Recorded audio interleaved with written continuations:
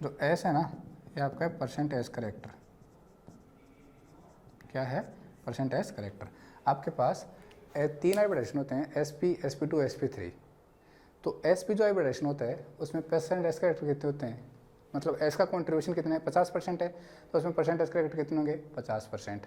SP2 में S का contribution 1/3 है। क्या 1/3 है? पर 2 P है, एक एस है, तो 100% में तो 1/3 उसका कॉन्ट्रीब्यूशन हो गया। तो क्या कहोगे, वहाँ पे परसेंटेज करेक्टर कितने होंगे, 33%, 33.33%। ठीक है। और जो SP3 हाइब्रिडेशन होगा वहाँ पे 1/4 है उसका कॉन्ट्रीब्यूशन, टोटल 4 है ना, तो उसमें तो एक का कितना होगा, 1/4 होगा। तो वहाँ पे परसेंटेज करेक्टर कितने आएंगे, 25%। वहाँ पे परसेंटेज करेक्टर आपके पास आ जाएंगे। तो आप क्या करोगे, पर्टिकुलर किसी भी हाइब्रिडाइजेशन के लिए परसेंटेज करेक्टर कैलकुलेट कर लोगे। परसेंटेज करेक्टर कैलकुलेट करके फॉर्मूले में रख लोगे, कोस थीटा यहाँ से फाइंड कर लोगे। कोस थीटा फाइंड करते हैं आपको बॉन्ड एंगल पता लग जाएगा। अरे पता समझ में आया कि नहीं आया? थीटा की वैल्यू निकाल सकते हो। ठीक है, तो लिखो, किसी संकरण में थीटा का मान निकालने के लिए निम्न सूत्र दिया गया है। ठीक है भाई, ये लिख लो फॉर्मूला। एस के परसेंटेज करेक्टर ये है आपके संकृत कक्षक में। किस में? संकृत कक्षक में। ठीक है, इधर मैं लिख रहा हूँ संकरण, इधर मैं लिख रहा हूँ परसेंटेज लक्षण, या फिर गुण में यहाँ पे मेंशन कर रहा हूँ। ठीक है, संकरण है SP, परसेंटेज करेक्टर कितने होंगे, 50%। कॉन्ट्रीब्यूशन कितना है इसका, एक, देखो 2 ही हैं, 2 में एक का कॉन्ट्रीब्यूशन 50 हो गया ना, तो दूसरे का 50, तो परसेंटेज कितना है, 50 पे। कोई पूछ ले परसेंट P बताओ, तो परसेंट P भी कितने होंगे, 50% ही होंगे। दूसरा हाइब्रिडेशन आपके पास SP2, बोलो भाई परसेंटेज कितने होंगे, 33.33%। तो परसेंट P कितने होंगे, 66.33%, सॉरी 66.66%। परसेंट P जो उल्टा हो जाएगा ना, 2 P कितने हैं यहाँ पे, 2 हैं, तो उनका कॉन्ट्रीब्यूशन जस्ट डबल हो जाएगा ना। 100 में से मतलब टोटल 3 है, 3 में से एक का कॉन्ट्रीब्यूशन 1/3 आएगा, तो ये 33.33% आ गया।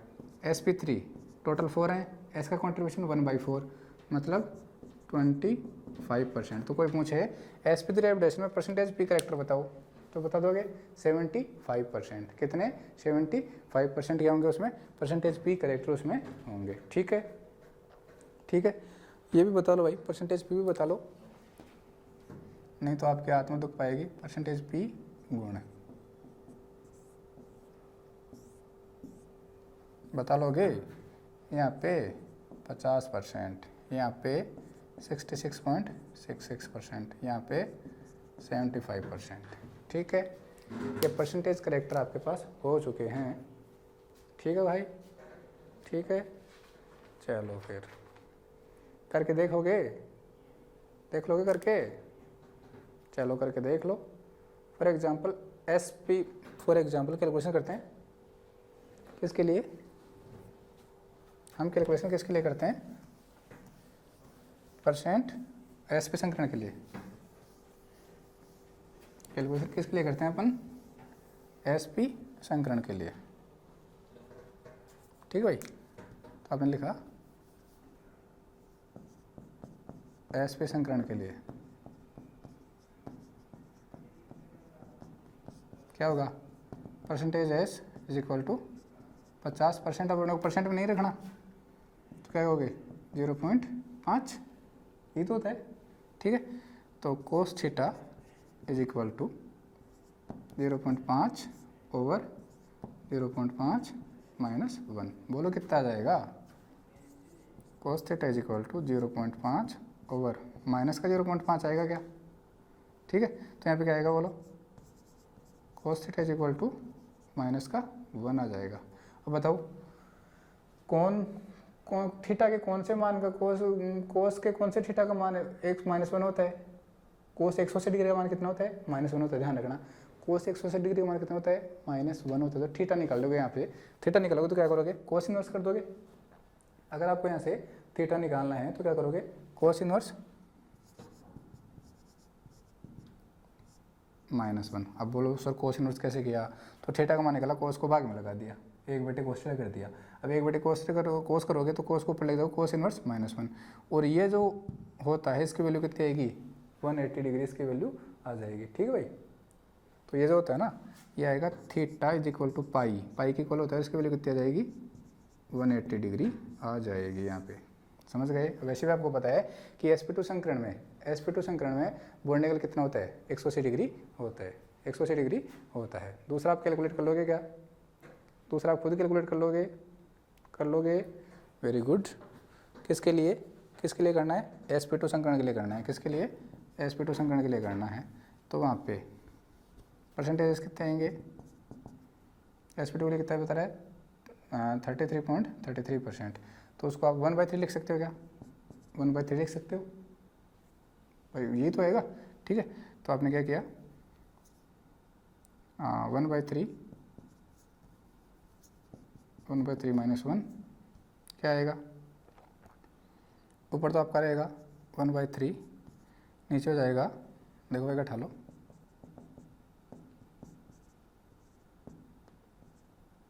सॉरी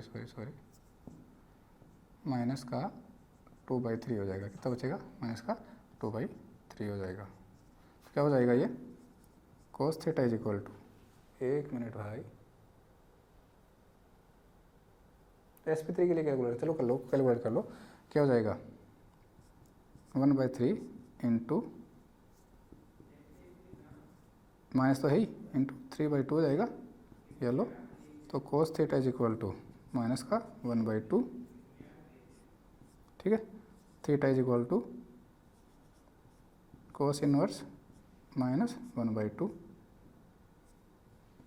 भाई cos 120 का वो मान होता है 1/2, cos 120 का मान कितना होता है 1/2। तो यहाँ पे लिख सकते हो आप theta is equal to 1/20 degree यहाँ से आ जाएगा आपके पास, ठीक है। और sp3 संकरण के लिए कैसे कैलकुलेट कर सकते हो आप,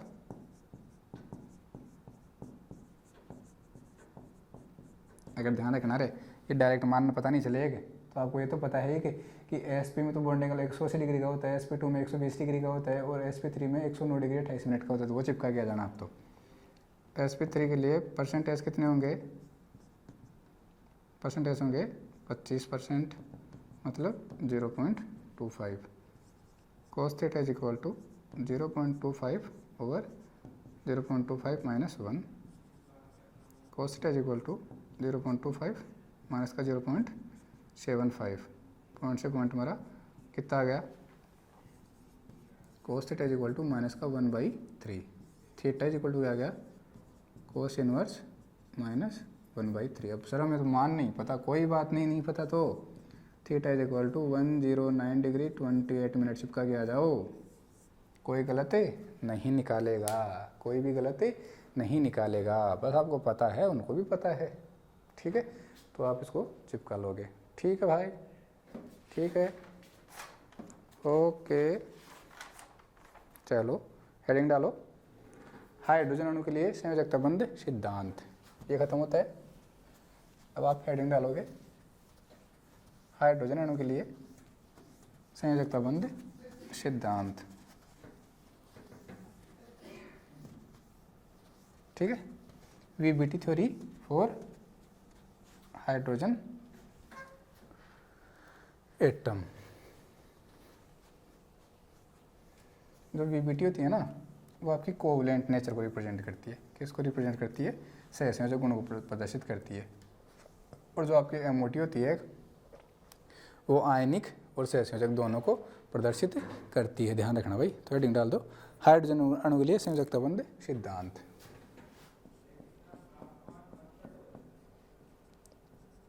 हाइड्रोजन अणु के लिए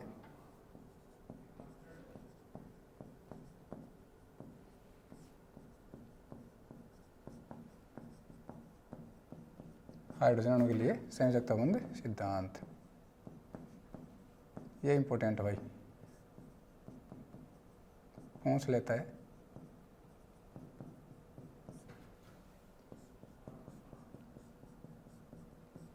valence bond theory for hydrogen atom.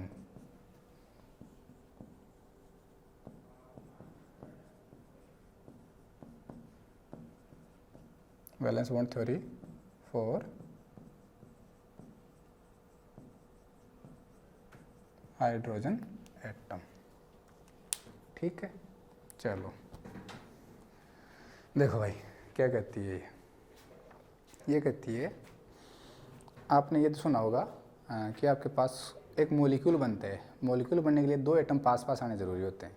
कोई भी एक अणु बनने के लिए दो परमाणु पास पास आते हैं। जब पास पास परमाणु आएंगे तो पहले परमाणु का इलेक्ट्रॉन और दूसरे परमाणु का इलेक्ट्रॉन, उन दोनों में क्या होंगे, प्रतिकर्षण होंगे। इसी प्रकार पहले परमाणु का नाभिक और दूसरे परमाणु का नाभिक, इन दोनों में भी क्या होंगे, प्रतिकर्षण होंगे। तो आप मुझे बताओ, जब इतने प्रतिकर्षण हो रहे हैं तो फिर अणु तो बनना ही नहीं चाहिए।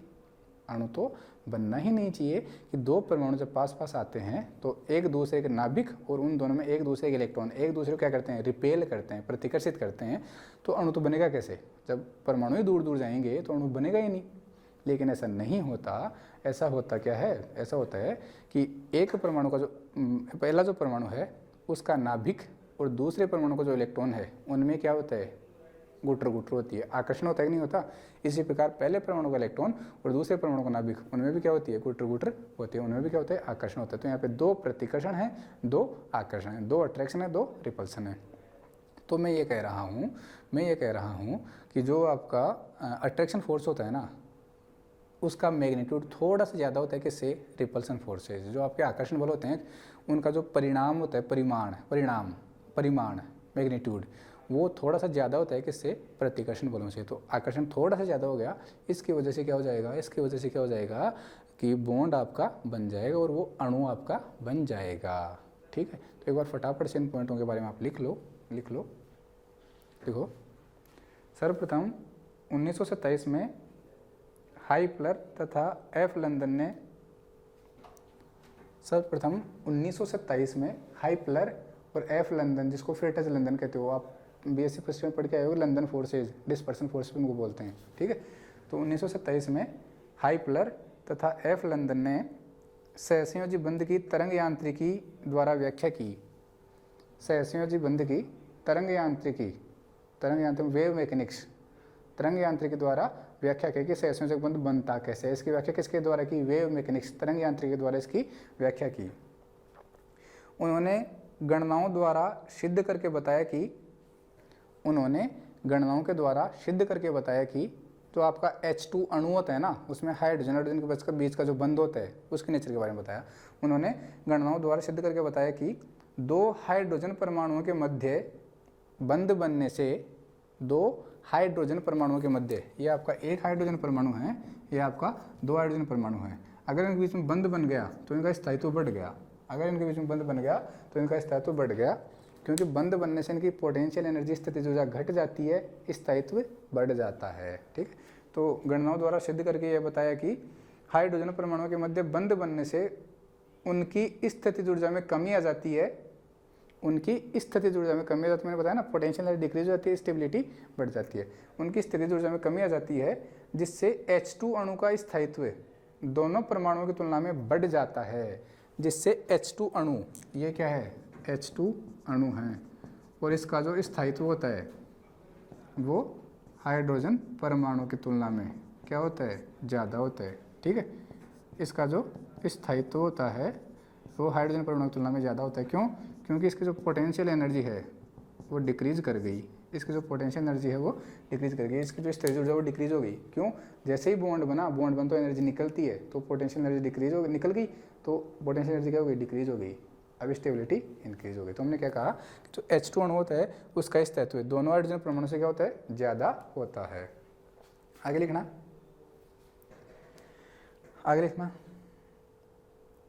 बाद में पोलिंग ने अनुनाद तथा स्लेटर ने, अंडरलाइन करना, बाद में पोलिंग ने तो अनुनाद तथा स्लेटर ने सहसंयोजक बंध में दिशात्मक गुणों की व्याख्या VBT के आधार पर की। पोलिंग, इसने तो किसका सहारा लिया, अनुनाद का, रेजोनेंस का, और स्लेटर, इसमें जो सहसंयोजक बंध है, आपका जो सहसंयोजक बंध है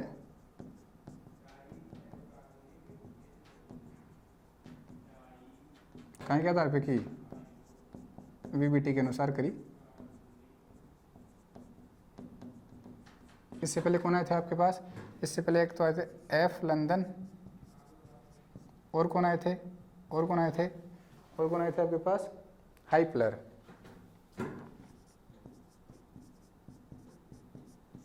इन्होंने सहसंयोजक बंध को किसके आधार पर समझाया, इन्होंने सहसंयोजक बंध को,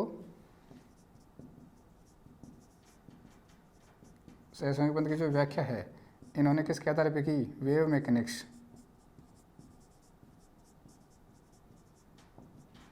तरंग यांत्रिकी। ठीक है। और पोलिंग ने सहसंयोजक बंध की व्याख्या किसके आधार पे की, अनुनाद के आधार पे। स्लेटर ने सहसंयोजक बंध की व्याख्या किसके आधार पे की, वीबीटी के आधार पे। तो ये तो 1927 में आए थे दोनों। और बाद में पहले इन्होंने तरंग यांत्रिकी के आधार पे सहसंयोजक बंध की व्याख्या कर दी, बाद में पोलिंग ने अनुनाद के आधार पर व्याख्या कर दी, और जो आपके स्लेटर थे उन्होंने वीबीटी के आधार पे सहसंयोजक बंध की व्याख्या कर दी। तो अभी मैंने आपको बताया था ना, परमाणु पास पास आते हैं, प्रतिकर्षण होता है, आकर्षण होता है, तो वो आप लिखोगे, लिखना। नेक्स्ट लाइन से लिखो, आप लाइन छोड़ के लिखो। वीबीटी की आधुनिक अवधारणा के अनुसार, वीबीटी की आधुनिक अवधारणा के अनुसार एक सहसंयोजक बंध बनने में, एक सहसंयोजक बंध बनने में निम्न शर्तों का पालन होता है, निम्न शर्तों का पालन होता है। ठीक है, डैश लगाओ नंबर 1। ध्यान रखना, जब भी सहसंयोजक बंध बनता है ना तो उसमें केवल वैलेंशियल इलेक्ट्रॉन ही पार्टिसिपेट करते हैं।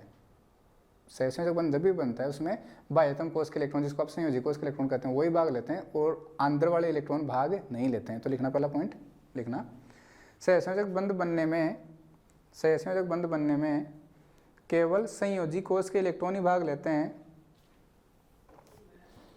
सहसंयोजक बंध बनने में केवल संयोजी कोष के इलेक्ट्रॉन ही भाग लेते हैं, आंतरिक कोष के इलेक्ट्रॉन भाग नहीं लेते हैं, आंतरिक कोष के इलेक्ट्रॉन भाग नहीं लेते हैं। ठीक है, वेरी गुड। आगे लिखोगे आप, नेक्स्ट पॉइंट लिखोगे, बंध बनने के बाद, बंध बनने के बाद बंध में प्रयुक्त समस्त इलेक्ट्रॉन अपनी पहचान खो देते हैं। बंध बनने के बाद बंध में प्रयुक्त समस्त इलेक्ट्रॉन अपनी पहचान खो देते हैं। मतलब समझ गए क्या, मतलब देखो, बंध बनने से पहले एक हाइड्रोजन का इलेक्ट्रॉन इसके पास, खुद के पास था, इसके पास एक इलेक्ट्रॉन था खुद के पास, ऐसे खुद के पास, इसके पास भी एक इलेक्ट्रॉन था। ये बंध बनने से पहले आप पहचान रहे थे कि ये इलेक्ट्रॉन इस हाइड्रोजन का है, ये इलेक्ट्रॉन इस हाइड्रोजन का है। जैसे ही बंध बना, जैसे ही बंध बना, ठीक है भाई, जैसे ही बंध बना, अब ये इलेक्ट्रॉन बिल्कुल साझे में आ गई। अब आप ये नहीं कह सकते कि ये जो इलेक्ट्रॉन ये इसका है और ये इलेक्ट्रॉन इसका, ऐसा नहीं कह सकते, बिल्कुल भी नहीं कह सकते। अब ये अपनी पहचान खो दी, इन्होंने अपनी पहचान, आइडेंटिटी लूज कर दी, अपनी आइडेंटिटी लूज कर दी। अब मतलब इनकी कोई पहचान नहीं रही कि ये इलेक्ट्रॉन किसका है, ये इलेक्ट्रॉन किसका है, कोई किसी का भी हो सकता है। शेड हो जाते हैं ये दोनों, साजित हो जाते हैं, साझे में आ जाते हैं। तो बंध बनने से पहले इनकी जो पहचान थी, बंध बनने के बाद उनकी पहचान गायब हो जाती है, तो अपनी पहचान खो देते हैं। नेक्स्ट पॉइंट लिखना, पॉइंट नंबर 3, सहसंयोजक बंध बनने के बाद दोनों बंधित परमाणुओं की पहचान बनी रहती है। सहसंयोजक बंध बनने के बाद दोनों बंधित परमाणुओं की पहचान बनी रहती है। अरे देखो रे, ये भी पहले भी हाइड्रोजन था और बंध बनने के बाद में भी क्या है, हाइड्रोजन है। तो अपने लिखा, सहसंयोजक बंध बनने के बाद बंधित परमाणुओं की, सहसंयोजक बंध बनने के बाद बंधित परमाणुओं की पहचान बनी रहती है। Point number 3 complete. अगला पॉइंट लिखो आप, अगला पॉइंट आप लिखो, बंधित परमाणुओं के मध्य, बंधित परमाणुओं के मध्य के बंधी इलेक्ट्रॉनों का, बंधित परमाणुओं के मध्य के बंधी इलेक्ट्रॉनों का दोनों परमाणुओं के, दोनों परमाणुओं के, दोनों परमाणुओं के मध्य आदान प्रदान होता रहता है, आदान प्रदान होता रहता है। ठीक है, एक ये फोटो बना लोगे आप,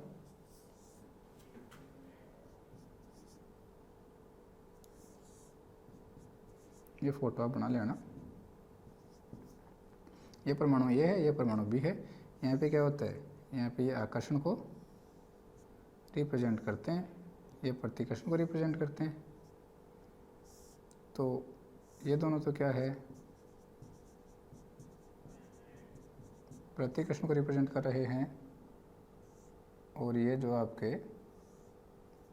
अपोजिट वाले हैं ये किसको रिप्रेजेंट कर रहे हैं, आकर्षण को ये रिप्रेजेंट कर रहे हैं। तो तो ये दो बंधित परमाणु होते हैं ना, इन दोनों में जो इलेक्ट्रॉन होते हैं वो एक दूसरे के साथ आदान प्रदान में रहते हैं, साझे में रहते हैं, जिसे मैंने दिखाया था ना, ये रहा। ये जो बंधित इलेक्ट्रॉन होते हैं ये एक दूसरे के साथ साझित में आ गए। कहाँ आ गए? साझेदारी में।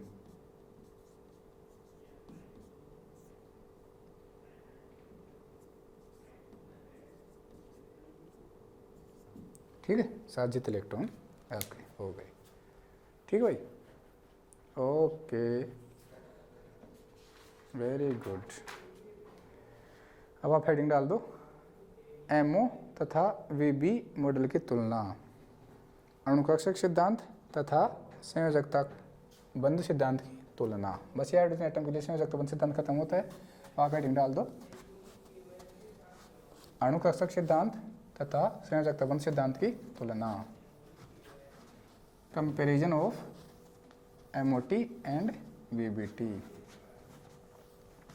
ठीक है भाई, अणुकक्षक सिद्धांत तथा संयोजकता बंध सिद्धांत की तुलना। हेडिंग डालोगे आप, हेडिंग आप डालोगे अणुकक्षक सिद्धांत तथा संयोजकता बंध सिद्धांत की तुलना।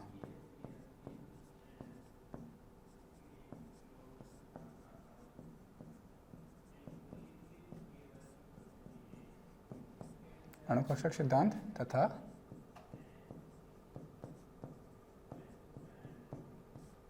संयोजकता बंध सिद्धांत की तुलना।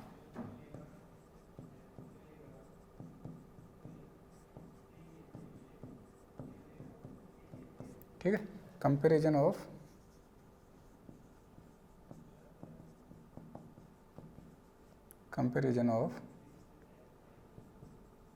MOT and VBT. ठीक है भाई, सबसे पहले लिखो आप समानताएं।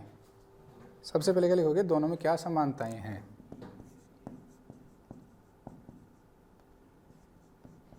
समानताएं लिख लो, सिमिलरिटीज पहले लिख लो, फिर समझा देता हूँ।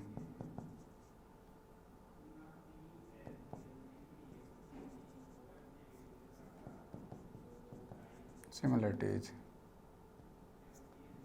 ठीक है। समानताएं देखो क्या क्या है, पहले लिख लो फिर समझा देता हूँ। लिखो, दोनों सिद्धांत सहसंयोजक बंध के बनने को बताते हैं। सही है क्या?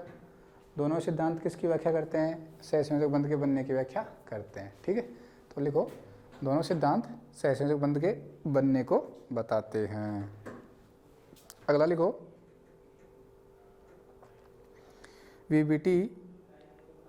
वीबीटी तथा एमओटी, वीबीटी तथा एमओटी दोनों, वीबीटी तथा एमओटी दोनों सहसंयोजक बंध के बनने में, वीबीटी तथा एमओटी दोनों सहसंयोजक बंध के बनने में परमाणुीय कक्षकों के अतिव्यापन को बताते हैं। सहसंयोजक बंध के बनने में परमाणुीय कक्षकों के अतिव्यापन को मानते हैं या बताते हैं।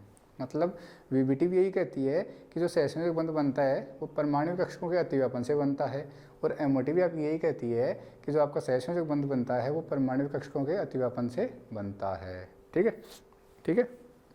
तो आपने लिखा, वीबीटी तथा एमओटी दोनों सहसंयोजक बंध के बनने में परमाणु कक्षकों के अतिव्यापन को मानते हैं। तीसरी समानता लिखना, दोनों सिद्धांतों के अनुसार अतिव्यापन करने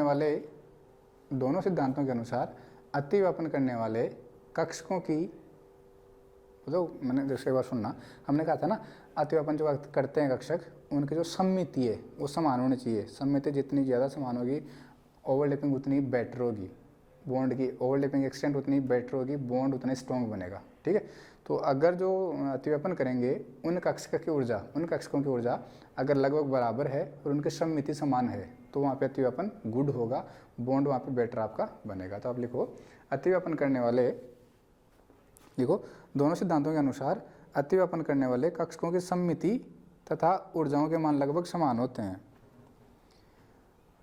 दोनों सिद्धांतों के अनुसार अतिव्यापन करने वाले कक्षकों की सम्मिति तथा ऊर्जाओं के मान समान होते हैं। ठीक है भाई। चौथी समानता देखो, चौथी समानता आप देखो, दोनों ही सिद्धांत सहसंयोजक बंध की दिशात्मक प्रकृति की व्याख्या करते हैं। दोनों ही सिद्धांत सहसंयोजक बंध की दिशात्मक प्रकृति की व्याख्या करते हैं। ध्यान रखना भाई, किसकी व्याख्या करते हैं? दिशात्मक प्रकृति की व्याख्या करते हैं कि सहसंयोजक बंध कौन से होते हैं, कैसे होते हैं? दिशात्मक होते हैं। ये दोनों सिद्धांत बताते हैं, एमओटी बताती है और वीबीटी बताती है। क्या बताती है? कि सहसंयोजक बंध कैसे होते हैं? दिशात्मक होते हैं।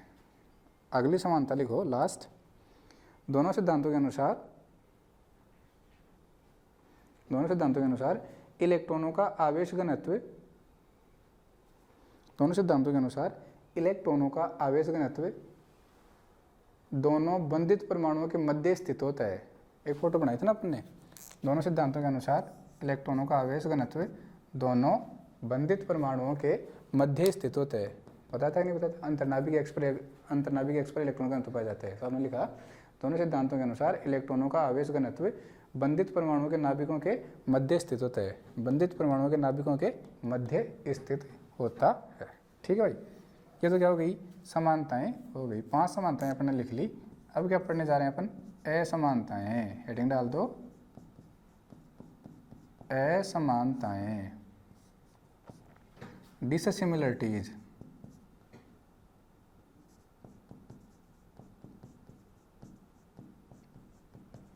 स्पेलिंग मिस्टेक हो सकती है तो कृपया उस बात को दिल पर ना लगाएं। अगर इस स्पेलिंग मिस्टेक देखें तो उसको आप खुद सही कर लें भाई, इतना दिमाग आप कॉमन सेंस रखते होगे। ठीक है, ओके। पहला देखो, मैं वही काम करूँगा, पहले लिख लो फिर समझा दूंगा। देखो, वीबीटी में अणुओं की संरचना की व्याख्या, वीबीटी में अणुओं की संरचना की व्याख्या परमाणु कक्षकों के रूप में होती है। वीबीटी में अणुओं की संरचना की व्याख्या परमाणु कक्षकों के रूप में होती है। याद करो, मैंने एक CH4 में आपको क्या बताया था? संकरण बताया था। तो वो वीबीटी के अनुसार ही तो बताया था कि 2s और 2p आपस में कंबाइन करते हैं और sp3 संकृत कक्षक बनाते हैं। और केवल आप केंद्रीय परमाणु की कक्षकों की बात करते हो। वीबीटी में केवल एक ही केंद्रीय परमाणु के कक्षकों की बात करते हो आप, जबकि जो एमओटी होती है ना, वो अणु कक्षकों की बात करती है। एमओटी किसकी बात करती है? अणु कक्षकों की। और आपकी जो वीबीटी है वो किसकी बात करती है? परमाणु कक्षकों की। और एमओटी किसकी बात करती है? अणु कक्षकों की। तो आपने क्या लिखा? वीबीटी में अणुओं की संरचना की व्याख्या परमाणु कक्षकों के रूप में होती है। ध्यान रखना, एओ के रूप में होती है। अणुओं की संरचना की व्याख्या परमाणु कक्षकों के रूप में होती है, जबकि एमओटी में से परमाणु कक्षकों के LCAO linear combination of atomic orbital बताया था ना। जबकि एमओटी में से परमाणु कक्षकों के LCAO linear combination of atomic orbital, परमाणु कक्षकों का रेखीय संयोग। तो मैं फिर से रिपीट करता हूँ, जबकि एमओटी में से परमाणु कक्षकों के LCAO से बने अणु कक्षकों के रूप में मानते हैं। जबकि एमओटी में से LCAO विधि से बने अणु कक्षकों के रूप में मानते हैं। मतलब जो एमओटी है वो अणु की संरचना की व्याख्या कहाँ से करती है? एमओ अणु कक्षकों से करती है। और वीबीटी किसे करती है? परमाणु कक्षकों से करती है। कोई पूछ ले अणु कक्षक कैसे बनते हैं, तो हम कह देंगे कि अणु कक्षक LCAO विधि से बनते हैं, linear combination of atomic orbital. Chapter के स्टार्टिंग में मैंने बता रखा है कि उसके लिए क्या क्या कंडीशन होनी चाहिए। ठीक है ना। दूसरी डिसिमिलरिटी लिखो, दूसरी असमानता लिखो। हाइड्रोजन अणु की निम्नतम अवस्था के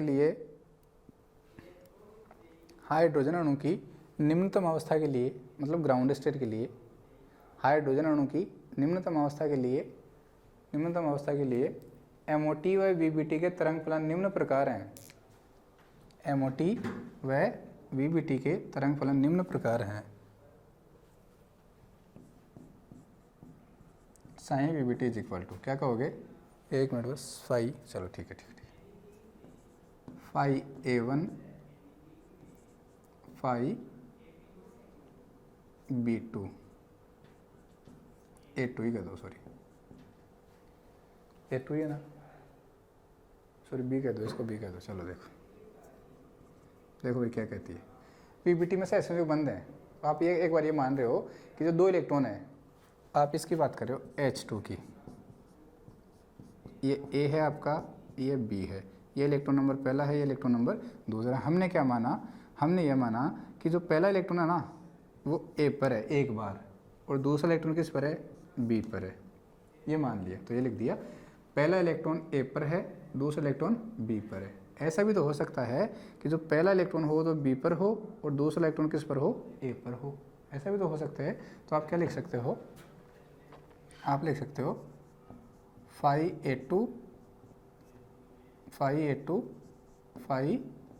B1 लिख सकते हो, नहीं लिख सकते? अरे वीबीटी तो साझे की बात करती है। वीबीटी किसकी बात करती है कि इलेक्ट्रॉन साझे में रहते हैं। तो पहला इलेक्ट्रॉन पहले पे, दूसरा इलेक्ट्रॉन दूसरे पे, प्लस पहला इलेक्ट्रॉन दूसरे पे, पहला इलेक्ट्रॉन दूसरे पे और दूसरा इलेक्ट्रॉन पहले पे। ऐसा भी आप कर सकते हो, पहला इलेक्ट्रॉन पहले पे, दूसरा इलेक्ट्रॉन दूसरे पे, प्लस दूसरा इलेक्ट्रॉन पहले पे, पहला इलेक्ट्रॉन दूसरे पे। कर लोगे ऐसा? ये तो किसके अनुसार आ गया आपका, ये तो आपका आ गया किसके अनुसार, वीबीटी के अनुसार आ गया है। ठीक है, वीबीटी के अनुसार आ गया। एमओटी क्या कहती है आपकी, एमओटी क्या कहती है, ये सहसंयोजक नेचर को बता रही है क्या, सहसंयोजक नेचर को बता रही है। भाई दोनों इलेक्ट्रॉन है ना वो एक बार एक परमाणु पर एक है, दूसरे परमाणु पर दूसरा, दोनों साजित हैं। लेकिन ये पता है एमओटी क्या बोलती है, एमओटी बोलती है phi A1 plus phi A2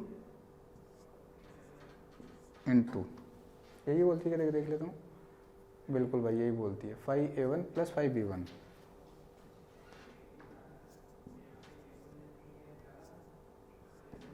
ठीक है, आगे कहेगी phi A2 plus phi B2। देखो इसका मतलब ये है कि जो पहला इलेक्ट्रॉन है ना, पहला इलेक्ट्रॉन वो ए पर भी हो सकता है और बी पर भी हो सकता है, दूसरा इलेक्ट्रॉन ए पर भी हो सकता है और बी पर भी हो सकता है। कहने का मतलब होगा क्या, होगा क्या, यहाँ पे देखो दोनों इलेक्ट्रॉन एक पे ही आ रहे हैं, दोनों इलेक्ट्रॉन एक पे ही आ रहे हैं। जब आप इसको खोल के मल्टीप्लाई करके लिखोगे ना, phi A1 phi A2 फिर phi A1 phi B2, फिर आप लिखोगे phi B1 phi A2 phi B1 phi B2।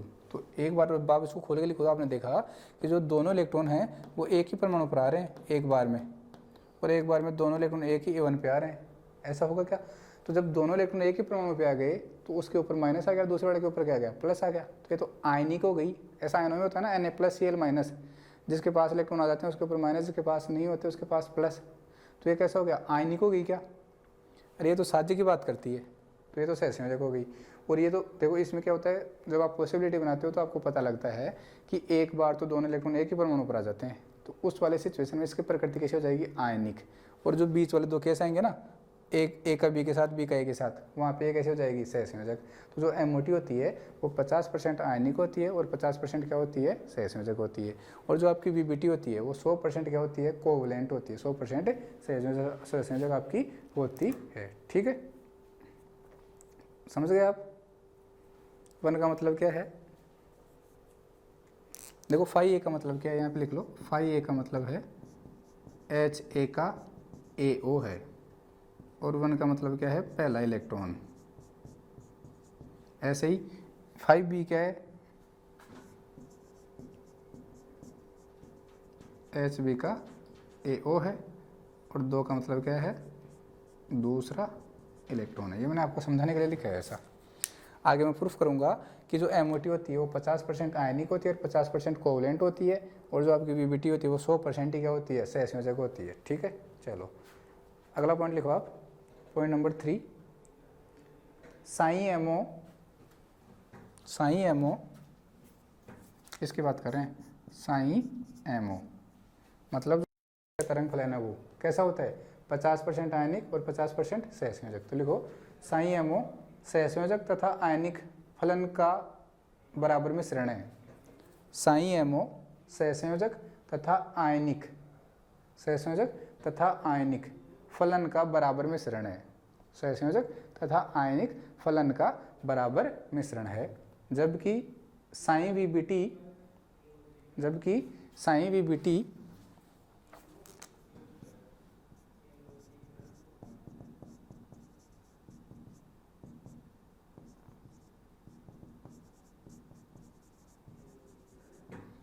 जबकि साइन वीबीटी 100% क्या है,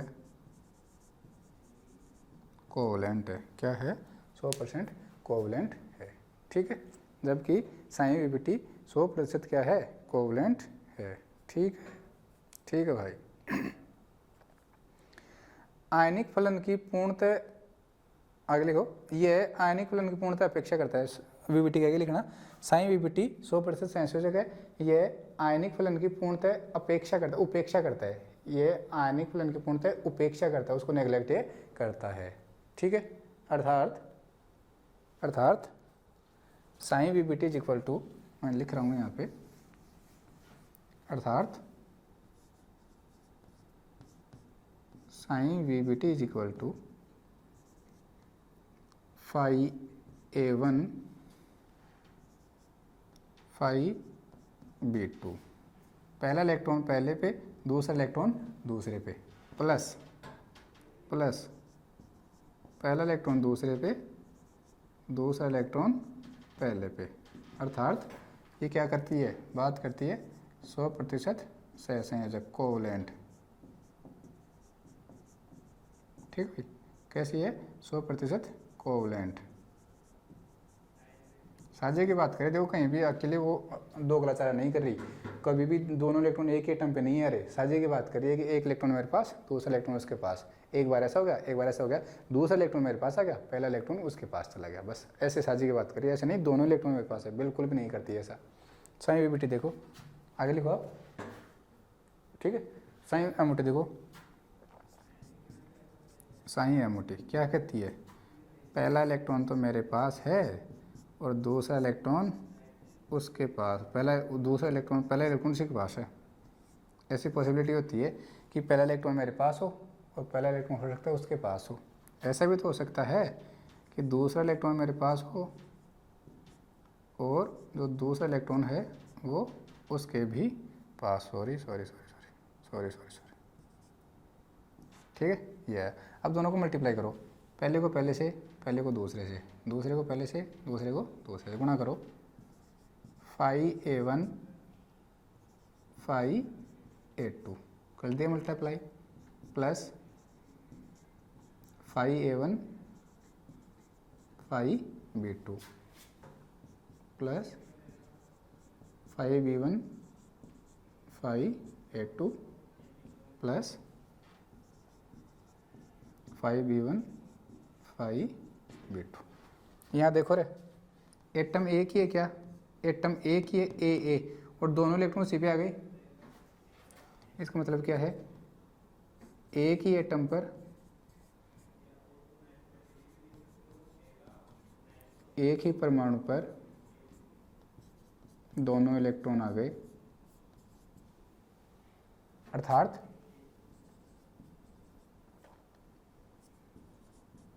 अर्थात ये क्या है, आयनिक, दोनों इलेक्ट्रॉन एक के ऊपर आ गए, मतलब पॉजिटिव चार्ज आ गया, तो दूसरे के ऊपर क्या गया, नेगेटिव आ जाएगा। एक नेगेटिव आ गया, दूसरे पे क्या आ गया, पॉजिटिव। यहाँ पे नेगेटिव आ जाएगा, दूसरे पे क्या आ जाएगा, पॉजिटिव आ जाएगा। यहाँ देखो साझे की बात हो रही है, दोनों इलेक्ट्रॉन दोनों पर हैं। यहाँ भी क्या हो रहा है, दोनों इलेक्ट्रॉन दोनों पर हैं, दोनों इलेक्ट्रॉन दोनों परमाणुओं पर हैं।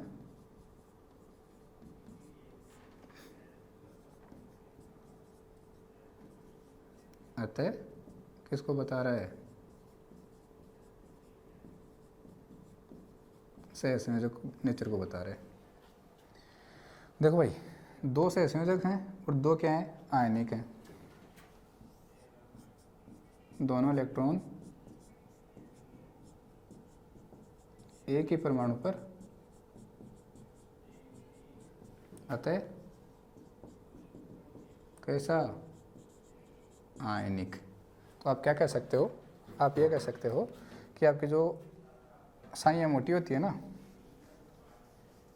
क्या कह सकते हो आप, जो साइन ऑफ आपका एमओटी है वो आपका 50% तो आयनिक होता है और 50% क्या होता है, सहसंयोजक होता है। 50% कोवलेंट 50% आयनिक, और जो साइन VBT है आपका वो 100% क्या है, कोवलेंट है। क्या है, 100% कोवलेंट है। आ गया समझ में आ गया, वेरी गुड, बहुत बढ़िया भाई, ठीक है। चलो लिख लो इस बात को। अगला पॉइंट लिखो आप, चौथा, असमानता लिखो चौथी। ये तो समझ में आएगा, बहुत इंपॉर्टेंट है भाई, ध्यान रखना। ये समानता, ये असमानता क्या है कि जो VBT है वो तो 100% सहसंयोजक है और MOT क्या है, 50% सहसंयोजक, 50% आयनिक।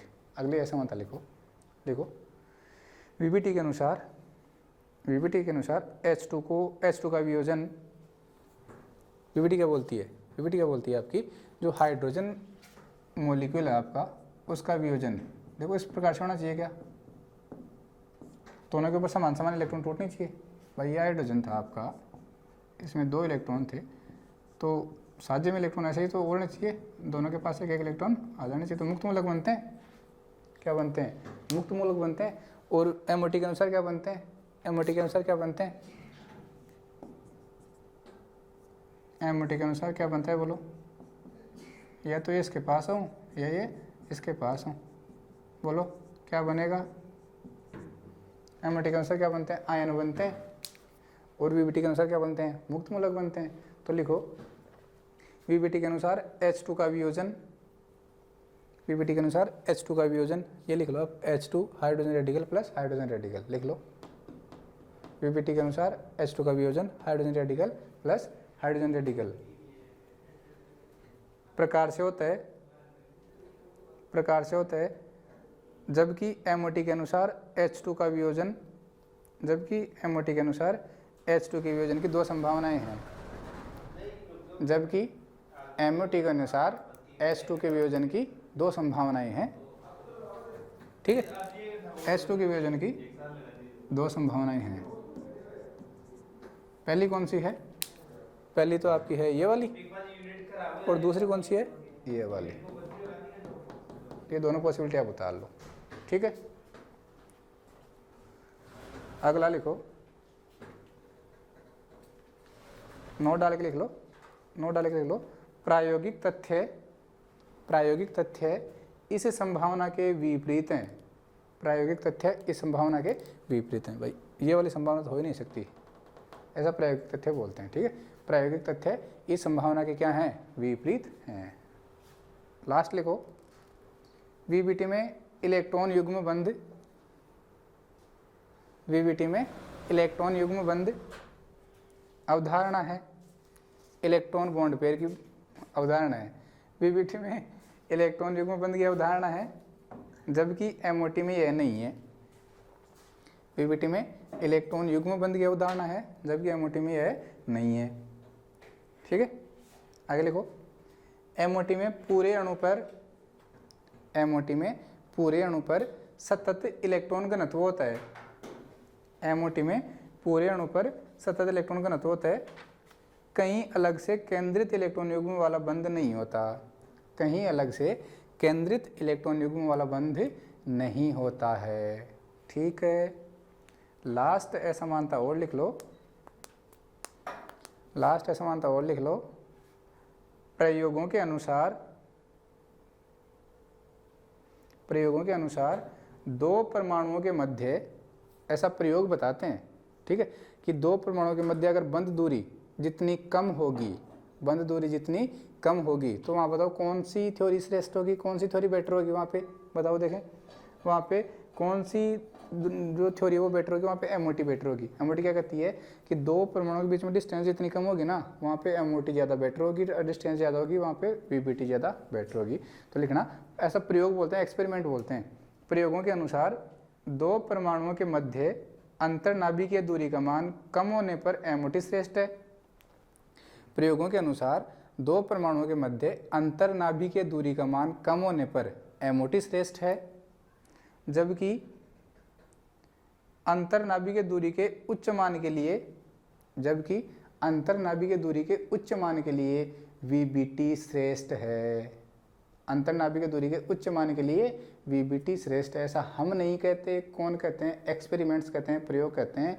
इसी के साथ आपकी ये जो यूनिट है MOT क्वांटम की सेकंड यूनिट है वो समाप्त होती है भाई। ठीक है, तो आप लिख देना दी एंड। ठीक है भाई, ओके। तो ये आपकी क्वांटम ख़त्म हो गई। ठीक है भाई, चलो।